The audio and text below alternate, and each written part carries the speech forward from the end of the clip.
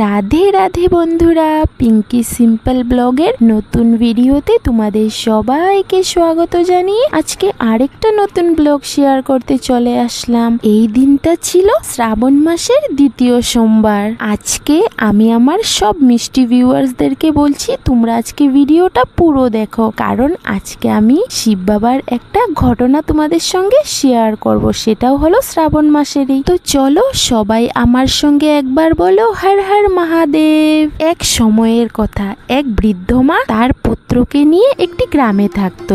মা আর পুত্র খুব কষ্ট করে, খুব পরিশ্রম করে নিজের জীবন কাটাচ্ছিল। একদিন বৃদ্ধ মায়ের মনে হঠাৎ করে ভাবনা এলো, আমার পুত্র তো বিবাহযোগ্য হয়ে গেছে আর আমারও বয়স হয়ে গেছে, আমার জন্য একটা পুত্রবধূর অনেক দরকার। কিছুদিন পর একটা সুশীল মেয়ের সঙ্গে তার পুত্রের বিবাহ করিয়ে দিল। তার পুত্রবধূও ছিল খুব সুশীল, খুব সংস্কারী আর খুবই ভালো। সে না প্রত্যেকটা দিনে সকাল সকাল ঘুম থেকে উঠে ঘরের সমস্ত কাজকর্ম সেরে স্নান করে শিব ভগবানের পুজো দিত, কারণ সেও ছিল শিব ভগবানের পরম ভক্ত।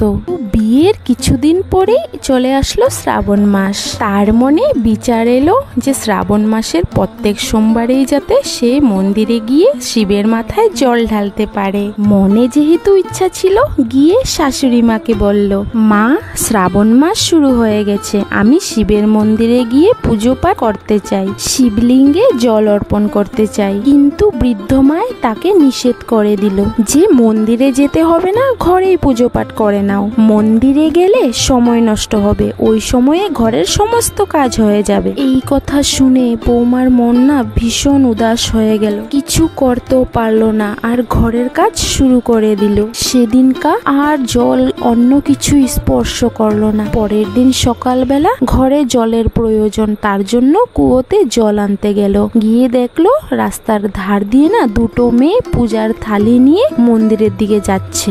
বৌমা তাদেরকে দাঁড় করিয়ে জিজ্ঞাসা করলো, কোথায় যাচ্ছ গো তোমরা? মেয়েগুলো বলল, এখন শ্রাবণ মাস শুরু হয়ে গেছে, তাই মন্দিরে যাচ্ছি শিবের মাথায় জল ঢালতে। সেটা শুনেই তার মনটা না আবার উদাস হয়ে গেল। তখন মেয়েগুলো জিজ্ঞাসা করলো, কি হলো তোমার মনটা হঠাৎ করে যে খারাপ হয়ে গেল? বৌমা তখন বলল, মহাদেব হলো আমার আরাধ্য, কিন্তু আমার শাশুড়ি মা আমাকে মন্দিরে গিয়ে পুজো দিতে বারণ করে দিল। তখন মেয়েরা বলল, তুমি চিন্তা করো না, প্রত্যহ তুমি এই সময় জল নিতে এসো আর আমাদের সঙ্গে মন্দিরে গিয়ে মহাদেবের পুজো করো আর উনাকে জল অর্পণ করো। তখন বৌমা বলল যে আমার কাছে তো পুজোর কোনো সামগ্রী নেই, আর ঘর থেকে যদি আনি শাশুড়ি মা জানতে পেরে যাবে। মেয়েরা তখন বলল, কোনোই অসুবিধা নেই, আমাদের পুজোর সামগ্রীর থেকেই তুমি পুজো করে নিও। এটা শুনেই বৌমা না ভীষণ খুশি হয়ে গেল আর প্রত্যহ তাদের সঙ্গে মন্দিরে যাওয়া শুরু করে দিল।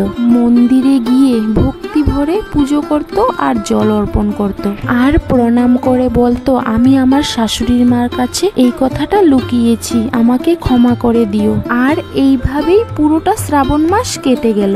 শ্রাবণ মাসের শেষের দিনে সে ভাবলো, আমি এই পুরোটা মাস এই মেয়েদের দ্রব্য সামগ্রী দিয়েই পুজো করেছি, আজকে তো আমাকে নিজের কিছু দিয়ে মহাদেবকে অর্পণ করা উচিত। এমন কথা ভেবে সে নিজের নাক থেকে নটটা খুলে ভালো মতো ধুয়ে শিবলিঙ্গে অর্পণ করে দিল, দিয়ে পুজো করে বাড়ি চলে আসলো। বাড়ি ফিরে এসে সে শাশুড়ি মার আড়ালে আড়ালে ঘুরতে থাকলো। সে জানতো শাশুড়ি মা দেখলেই হয়তো জিজ্ঞাসা করবে, তার জন্যই। কিন্তু এক দুপুর পেরিয়ে গেল, হঠাৎ করে শাশুড়ি মার চোখ বৌমার নাকের উপর গেল আর জিজ্ঞাসা করলো, তোমার নাকের নটটা কোথায় গো? তখন বৌমা বলল, মা আমি তো জানি না, হয়তো কোথাও পড়ে গেছে। তখন শাশুড়ি মা বলল, তুমি আজ কোথায় কোথায় গিয়েছিলে, চলো আজকে সেখানে গিয়ে খুঁজে নেব। তখন বৌমা বলল, মা আমি তো প্রথমে কুয়োতে জল আনতে গিয়েছিলাম, তারপরে আমি গোবরের খুশি বানাতে গিয়েছিলাম। বৌমা আর শাশুড়ি সেখানে গিয়ে পৌঁছালো আর এক এক করে খুশি ভাঙা শুরু করে দিল। যেই খুশি ভাঙা শুরু করে দিল, দুজনেরই হাতে একটা একটা করে নথ চলে আসলো। তখন শাশুড়ি মা বৌমার দিকে তাকিয়ে জিজ্ঞাসা করলো, নথ একটাই ছিল, দুটা কি করে হলো? তারপর শাশুড়ি মা একটা একটা করে সমস্ত ঘুষি ভাঙা শুরু করে দিল। যতগুলো ঘুষি ভাঙছে প্রত্যেকটার থেকে একটা একটা করে নথ বেরোচ্ছে। তখন শাশুড়ি মা বৌমাকে জিজ্ঞাসা করলো, ব্যাপারটা কি? তখন বৌমা সমস্ত কিছু শাশুড়ি মাকে জানিয়ে দিল এবং বলল, এটা হলো ভগবান ভোলানাথের আশীর্বাদ। আজ আমি শ্রাবণের সমাপ্তিতে ভগবানকে নথ অর্পণ করেছিল, তাই ভোলানাথ আমাকে এতগুলো নথ ফিরিয়ে দিল। তখন শাশুড়ি মা খুশি হয়ে বললেন যে শ্রাবণ মাসের এই স্নান, দান, তপ, পুজোর এত মহত্ব, তাহলে সামনে বছর আমরা দুজনেই শ্রাবণ মাসে এইভাবে পুজো করব ভগবান ভোলানাথকে। তারপরে সামনে বছর থেকে শাশুড়ি মা আর বৌমা মিলে দুজনেই পুজো পাঠ করত।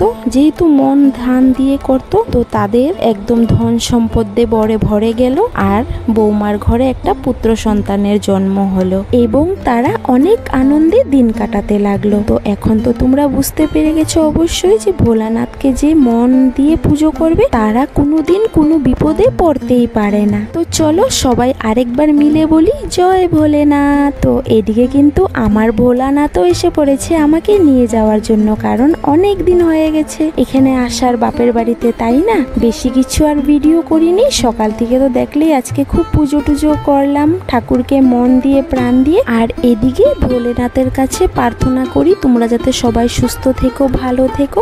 তো চলো, এমনি তো ঘরে চলে যাচ্ছি, একটু মনটা খারাপ তো থাকবেই, এতটা দিন থেকেছি, তাই না? তো হয়তো পরের ব্লগটা তোমরা আমার ঘরের পাবে। তো চলো আজকের মতো সবাইকে রাধে রাধে।